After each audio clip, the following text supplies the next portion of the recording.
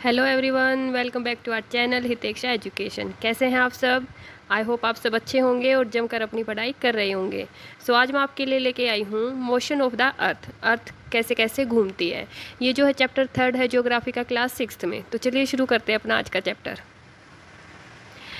Motion of the अर्थ, इस जो chapter है इसमें हम अर्थ के मोशंस के बारे में पढ़ेंगे कि अर्थ जो है कैसे कैसे घूमती है, वो खुद पे कैसे घूमती है और सन के अराउंड कैसे घूमती है, और वो जो घूमती है उसके जो मोशन है उसकी वजह से क्या क्या चेंजेस होते हैं, कैसे डे बनता है, कैसे जो है सीजन्स बनते हैं, वो सारा का सारा यहाँ पे बता रखा है। तो चलिए शुरू करते हैं।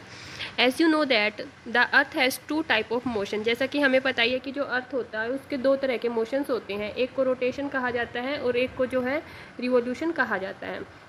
रोटेशन जो होती है वो movement of the earth on its axis, मतलब अर्थ जो है खुद पे ही जो घूमती है, खुद पे ही जो मतलब अपने एक्सिस पे जो वो घूमती रहती है, टर्न करती रहती है, जैसे ग्लोब घूमता है, उसको जो है रोटेशन कहा जाता है।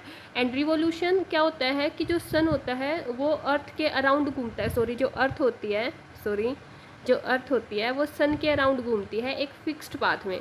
ठीक है, एक जो है फिक्स उसका रास्ता होता है जिसको कि ऑर्बिट कहा जाता है, और इसी जो है मूवमेंट को हम रिवोल्यूशन बोलते हैं। मतलब जो है सन, ठीक है, और ये जो अर्थ ऐसे सन के अराउंड घूमती है उसको जो है रिवोल्यूशन कहा जाता है। The axis of the earth which is an imaginary line make an angle of 66 degree. मतलब हमारी जो अर्थ होती है उस पर ये जो एक्सिस होती है, ठीक है, ये एक इमेजनरी लाइन होती है, वैसे तो होता नहीं है, ठीक है, सिर्फ जो है इमेजिन किया जाता है। तो ये 66 डिग्री का एंगल बनाती है, ये बिल्कुल सीधी ना होके 66 का एंगल बनाती है। और इसका जो है ऑर्बिटल प्लेन होता है, और ऑर्बिटल प्लेन क्या होता है? That plane formed by the orbit is known as the orbital plane. देखो यहाँ पे देखो, जो हमारी अर्थ होती है, ठीक है, अर्थ जब सन के चक्कर लगाती है, ये जो सन है, अर्थ जब सन के चक्कर लगाती है तो ये जो ऑर्बिट होता है, मतलब इसका जो रास्ता होता है उसको ही ऑर्बिटल प्लेन बोला जाता है। जो सन के चारों ओर जब अर्थ घूमती है तो वो जिस रास्ते से घूमती है, जो रास्ता वो बनाती जाती है, उसको ऑर्बिटल प्लेन बोला जाता है। The earth receive light from the sun. जो अर्थ होती है वो सन से ही लाइट लेती है। Due to the spherical shape of the earth only half of it get light from the sun at a time. जैसे कि आप यहाँ पिक्चर में भी देख रहे होंगे कि जो सन होता है, हमारी जो अर्थ है वो स्फेरिकल है, ठीक है, तो जो सन होता है उसकी हीट हाफ एरिया को ही मिल पाती है, और हाफ एरिया क्या है? डार्क रहता है। तो जहाँ पे हीट आ रही होती है, जहाँ पे लाइट आ रही होती है, वहाँ पे डे होता है, और जहाँ पे नहीं आती है वहाँ पे नाइट होता है। फिर ऐसे ही जो अर्थ है वो हमारे सर्कल में घूमती रहती है, और डे और नाइट सभी जो प्लेसेस पे बनते रहते हैं। The portion facing the sun experience day. जब जो पोर्शन सन को एक्सपीरियंस कर रहा है वहाँ पे डे हो जाता है, और बाकी का जो हिस्सा है वहाँ पे नाइट हो जाती है, जहाँ पे सन का जो है एक्सपीरियंस नहीं होता है, जहाँ पे सन की रेस नहीं जाती हैं। The circle that divide the day from night on the globe is called the circle of illumination. तो ये जो होता है कि दिन और रात में अर्थ को डिवाइड कर देना, अर्थ को ये जो दिन और रात में डिवाइड किया जाता है, इसको सर्कल ऑफ इल्यूमिनेशन कहा जाता है। क्या कहा जाता है? Circle of illumination. This circle does not consider with the axis as you see in the figure 3.2। ये जो सर्कल होता है इसको कंसिडर नहीं किया जाता एक्सिस की तरह, जो कि फिगर 3.2 में आप देख ही रहे होंगे। The earth take about 24 hour to complete one rotation. जो अर्थ होती है उसको 24 घंटे लग जाते हैं एक जो उसका चक्कर है उसको पूरा करने में अपनी एक्सिस पे। The period of rotation is known as the earth day. मतलब एक दिन में जो अर्थ अपने आप पे जो घूमती है उसको अर्थ डे भी कहा जाता है, ठीक है। This is the daily motion of the अर्थ, और ये अर्थ का डेली मोशन होता है, मतलब अर्थ जो है डेली घूमती रहती है। What would happen if the earth did not rotate. तो क्या होगा अगर जो अर्थ है वो रोटेट नहीं होगी? तो the portion of the earth facing the sun, जो ऐसा पोर्शन जो सन को फेस कर रहा है, मतलब जिसके सामने सन है, वहाँ पे तो क्या होगा? हमेशा दिन रहेगा, हमेशा दिन रहेगा, ठीक है, और ब्रिंगिंग कॉन्टीन्यूस वार्मनेस, और ज़्यादा गर्मी जो है वहाँ पे हो जाएगी, ज़्यादा जो हीट है वहाँ पे आती रहेगी, और जो दूसरी साइड है वहाँ पे हमेशा डार्कनेस रहेगी, ठीक है। इसलिए वहाँ पे फ्रिज जो है फ्रीजिंग हो जाएगा, सब कुछ ठंडा हो जाएगा, जिस वजह से लाइफ जो है पॉसिबल नहीं हो पाएगी एक्सट्रीम कंडीशन में। मतलब या तो ज़्यादा हीट हो रही है या तो ज़्यादा ठंड हो रही है, ऐसी कंडीशन में फिर जो लाइफ है वो पॉसिबल नहीं हो पाएगी। ये जो है हमने देखा अर्थ का जो है रोटेशन, की रोटेशन की वजह से अर्थ पे डे और नाइट जो है बनते हैं, ठीक है। नेक्स्ट जो मोशन है वो है रिवोल्यूशन, ठीक है, सेकंड मोशन, जो कि सन और ये जो अर्थ इसके चारों ओर जो चक्कर लगा रही है उसको जो है रोटेशन रिवोल्यूशन कहा जाता है। ये जो है it take 365 days to revolt around the sun. तो इसको जो है 365 दिन लग जाते हैं सन के चारों ओर चक्कर लगाने में ऐसे। 365 दिन जो है इसको एक चक्कर है इसका वो पूरा करने में, जैसे एक चक्कर जो पूरा करने में 365 दिन लग जाते हैं, वैसे 365 दिन और 6 आवर जो है 365 डेज से 6 आवर जो है ज़्यादा लगते हैं। तो जो 6 आवर है उनको इग्नोर कर दिया जाता है। 6 आवर को आप देखो ये भी देख सकते हो कि 365, ठीक है, और 6 आवर, तो 6 आवर जो है ऐड होते जाएंगे कि 6 आवर एक साल में ऐड हुए, फिर दूसरे साल में 6 आवर ऐड हुए, फिर तीसरे साल में 6 आवर ऐड हो गए, फिर जो है चौथे साल में 6 आवर ऐड हो गए। ऐसे करते करते कितने हो गए, 24 आवर हो गए, ठीक है, 24 आवर हो गए और पूरा एक दिन बन गया। तो जो 4th ईयर आता है, हर बार जो 4th ईयर आता है उसमें एक दिन बड़ा होता है। जैसे फेब में हर बार 28 डेज होते हैं, लेकिन जो 4th ईयर आता है तब 29 डेज हो जाते हैं, जिसको कि लीप ईयर कहा जाता है। तो ये जो 6 आवर है वो हमेशा आगे ऐड होते चले जाते हैं। आगे पूरा का पूरा यही समझा रखा है, ठीक है। 28 की जगह 29 हो जाते हैं उस साल, और 366 डेज हो जाते हैं, जिसको कि लीप ईयर कहा जाता है। तो यहाँ से क्वेश्चन बन जाता है कि लीप ईयर क्या होता है।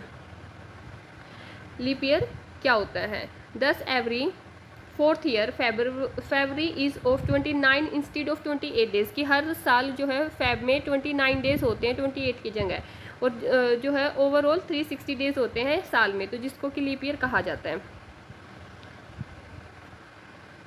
अच्छा, नेक्स्ट बोल रखा है find out when will be the next leap year will be, तो नेक्स्ट जो लीप ईयर है वो कब होगा, फाइंड आउट करो। From the figure 3.3 it is clear that the, basically एक चीज़ भी होती है कि हम कोई भी ईयर है उसको जो है 4 से डिवाइड कर लेते हैं। जैसे 2000 अभी 22 चल रहा है, तो इसको 4 से डिवाइड करके देख लो, पता चल जाएगा। अगर पूरा पूरा डिवाइड हो जाता है तो वो लीप ईयर है, अगर नहीं होता है तो वो लीप ईयर नहीं है। आगे देखो, from the figure 3.3 it is clear that the earth is going around the sun on an elliptical orbit. देखो ये क्या कह रहे हैं कि जो हमारी अर्थ होती है वो बिल्कुल ऐसे राउंड में नहीं घूमती सन के चारों ओर, ऐसे देखो ये इलिप्टिकल फॉर्म है, ठीक है, एक एग की तरह फॉर्म बनाती है, एक इलिप्टिकल फॉर्म बनाती है, और इसी ऑर्बिट में जो है चलती है। ऑर्बिट मतलब रास्ता, ठीक है, तो ये इसका जो है रास्ता फिक्स होता है, इलिप्टिकल ही है। Notice that through out its orbit the earth is inclined in the same direction, और ऊपर पिक्चर में आप देख भी सकते हो कि जो अर्थ है वो इंक्लाइंड है एक ही डायरेक्शन में, मतलब एक ही डायरेक्शन में वो घूम रही है। The year is usually divided into summer, winter, spring and autumn season. तो जो हमारा ईयर होता है उसमें 4 जो है सीजन लिए गए हैं, समर, विंटर, स्प्रिंग और ऑटम। तो यहाँ पे देखो थोड़ा ध्यान से जो इसको समझने की कोशिश करना, ये जो फेस है, सॉरी, ये जो फेस है ये वाला, ये जो हाफ फेस है अर्थ का, ठीक है, अर्थ का ये जो हाफ फेस है, यहाँ पे सन की डायरेक्ट रेज जा रही हैं, तो इस वजह से यहाँ पे क्या हो जाएगा, समर हो जाएगी, गर्मी हो जाएगी, क्योंकि यहाँ पे सन की हीट आ रही है। और जितना एरिया पीछे है जहाँ पे सन की हीट नहीं जा रही है वहाँ पे विंटर हो जाएगी, ठीक है। नीचे लिख भी रखा है कि ये समर सोलस्टिक है, ठीक है, और ये विंटर सोलस्टिक है, मतलब यहाँ पे विंटर है और यहाँ पे समर है। सेम डायरेक्शन इधर भी हो जाएगी, यहाँ पे क्या है, समर है, ठीक है, क्योंकि सन की रेज आ पा रही है, और यहाँ नहीं आ पा रही है, तो ये क्या है, विंटर है। ऊपर देखो ये जो एरिया है, ये जो नॉर्थ और साउथ का जो एरिया है, ये यहाँ पे डे और नाइट बिल्कुल इक्वल होते हैं सभी एरियाज़ में, ठीक है। और यहाँ पे नॉर्थ जितना एरिया है, नॉर्थ में स्प्रिंग होती है और साउथ में ऑटम होता है। सेम नीचे नॉर्थ में ऑटम होता है और साउथ में स्प्रिंग होता है, तो ऐसे जो है 4 सीज़न बन जाते हैं। यही आगे जो पूरा एक्सप्लेन कर भी रखा है। देखो, season change due to the change in the position of the earth around the sun. तो सीजन क्यों चेंज होते हैं, क्योंकि जो अर्थ है उसकी जो पोजीशन है वो चेंज होती रहती है सन के अराउंड में, इसलिए। देखो, look at the figure 3.3, you will see that on 21 June the northern hemisphere is tilted toward the sun. क्या कह रहे हैं कि अगर आप फिगर में नोटिस करोगे तो 21 जून जो है वहाँ पे नॉर्दर्न हेमिस्फीयर में जो है थोड़ा टिल्ट हो रखा है, मतलब नॉर्दर्न हेमिस्फीयर थोड़ा सन की तरफ झुका हुआ है, इसलिए वहाँ पे सन की रेज आ पा रही हैं ट्रॉपिक ऑफ कैंसर पे, ठीक है। ट्रॉपिक ऑफ कैंसर मैंने आपको पिछले चैप्टर में भी बताया था कि हमारे नॉर्दर्न हेमिस्फीयर में होता है 23.5 डिग्री पे, वहाँ पे सन की रेज डायरेक्ट आ रही हैं, जिसकी वजह से वहाँ पे ज़्यादा हीट है, ठीक है। और हीट होने की वजह से वहाँ पे क्या है, जो सन, हाँ सॉरी, हीट है वहाँ पे ज़्यादा, और आगे बता रखा है कि जो पोल है वहाँ पे हीट कम है, लेस है, क्योंकि वहाँ पे सन की जो रेज है वो स्लैंटिंग है, मतलब थोड़ी झुकी हुई है। The north pole is inclined toward the sun and the place beyond the Arctic Circle experience continuously daylight for about 6 month. तो क्या कह रहे हैं कि जो आर्कटिक सर्कल है वहाँ पे 6 महीने के लिए जो है सन फेस किया जाता है उस टाइम पे। तो जो अंटार्कटिक सर्कल है वहाँ पे सन बिल्कुल भी नहीं होता है, तो वहाँ पे पूरा 6 महीने की रात हो जाती है। Since a large portion of north hemisphere is getting light from the sun. तो अर्थ का ये जो नॉर्थ हेमिस्फीयर है, ये जो ऊपर वाला स्फीयर है, यहाँ पे तो सबसे ज़्यादा हीट हो जाती है, ठीक है, सबसे ज़्यादा हीट हो जाती है। यहाँ पे भी, यहाँ पे पूरा दिन का जो है पोर्शन रहता है, पूरी जो है समर सोलिस्टिक रहती है। The longest day of the shortest night of this place ओकर ऑन 21 जून। तो यहाँ पे जो दिन है काफ़ी बड़े होते हैं, ठीक है, और जो रात है वो काफ़ी छोटी होती हैं, और ये 21 जून को होता है नॉर्दर्न हेमिस्फीयर में। At this place in the southern hemisphere the all condition are received. Southern hemisphere, अगर हम जैसे बात कर रहे थे नॉर्दर्न हेमिस्फीयर की, नॉर्दर्न हेमिस्फीयर में तो पूरा का पूरा दिन बड़े हैं, रात छोटी है, पूरा गर्मी है, ठीक है, समर सोलिस्टिक चल रहा है। लेकिन साउथ में क्या है, उसका अपोजिट हो जाएगा, ठीक है, तो वहाँ पे विंटर सीजन हो जाएगा और जो नाइट है वो बड़ी हो जाएंगी और जो दिन है वो छोटे हो जाएंगे। Night are larger and day are shorter.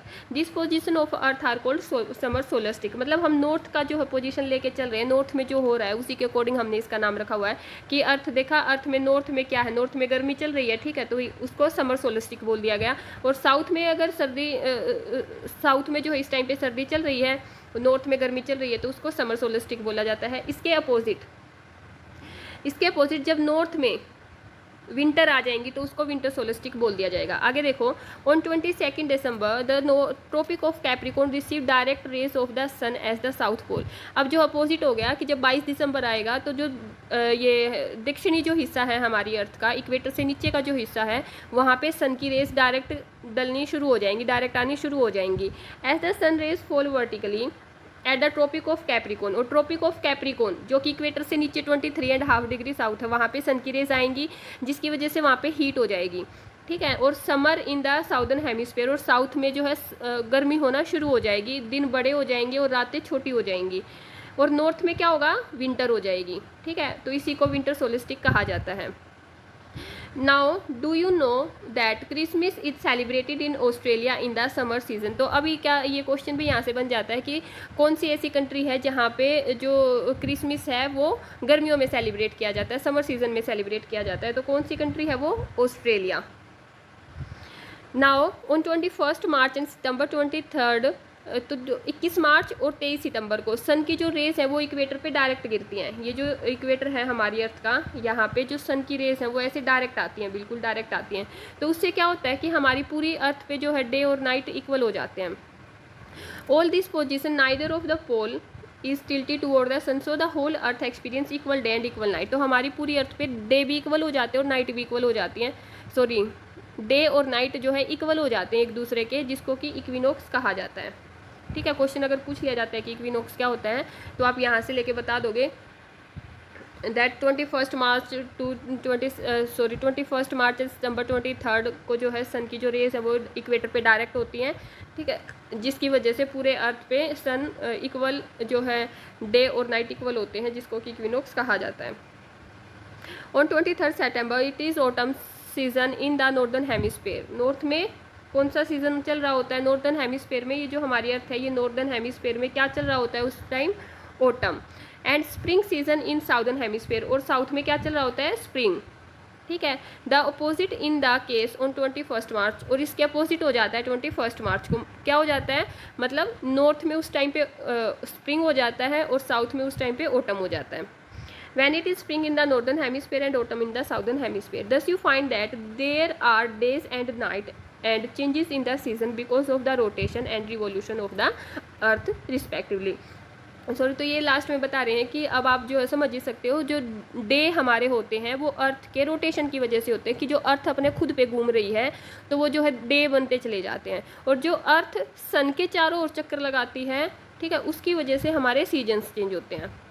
So that's it, जो चैप्टर है यहाँ पे कंप्लीट हो गया है। आई होप आपको चैप्टर समझ आ गया होगा और वीडियो आपको हेल्पफुल लगा होगा। अगर आपको वीडियो पसंद आया तो इसको लाइक करें, शेयर करें और चैनल को सब्सक्राइब करना ना भूलें। Thank you.